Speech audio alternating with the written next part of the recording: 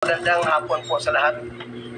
Nais ko pong linawin ang aking naging pahayag sa Quad Committee kung saan sinabi ko na ang PNP ang pinakamalaking sindikato ng krimen sa ating bansa. Dapat ipaliwanag ang pagkakaiba sa pagitan ng PNP bilang isang institusyon at ng mga eskalawag sa loob ng PNP. I repeatedly expound in my last Quad Committee hearing. Mahal ko ang PNP. I love the PNP organization. Chief of Police ka ng isang city, no robbery hold-up, no kidnappings, peaceful ang area mo, hindi ka magiging best unit. Tama ba? Yes, Your Honor. In your previous assignments, naniniwala ka ba, Colonel Espinido, na kung bakit sinasabing maraming biktima ng sa EJK is dahil sa quota system ng PNP sa accomplishment? Siguro, Your Honor. Dagdag pa dito yung reward system. Siguro, Your Honor. Would you believe also na yung resulta nito ay nagsimula din doon sa parameters ng UPERT ng PNP, Unit Performance Evaluation Rating? Yes, Your Honor. Na kung saan ang itinuturing ng PNP na the best units, the best officers, yung maraming operational accomplishments at hindi yung peace and order situation sa respective area of responsibility nila. Tama po ba? Yes, Your Honor.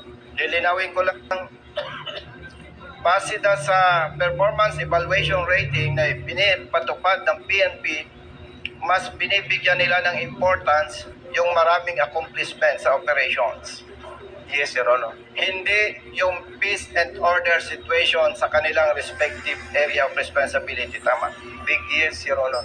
And to clarify this issue, Mr. Chair, kapag chief of police ka ng isang city, peaceful, hindi rampant ang illegal drugs, hindi rampant ang illegal gamblings, no robbery hold-up, no kidnappings, peaceful ang area mo, hindi ka magiging best unit. Tama ba? Yes, Your Honor. So,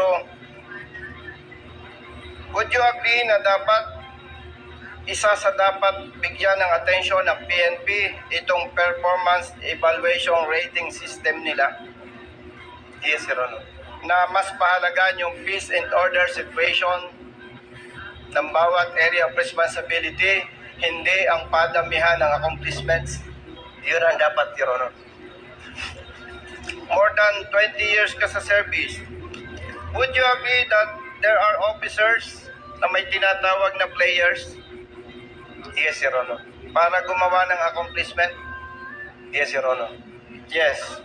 Thank you, Mr. Chair. PNP Drug Enforcement Group. In your own opinion, nung ginawa pa ito, nakatulong sa anti-illegal drugs operation ng PNP o nagpalala?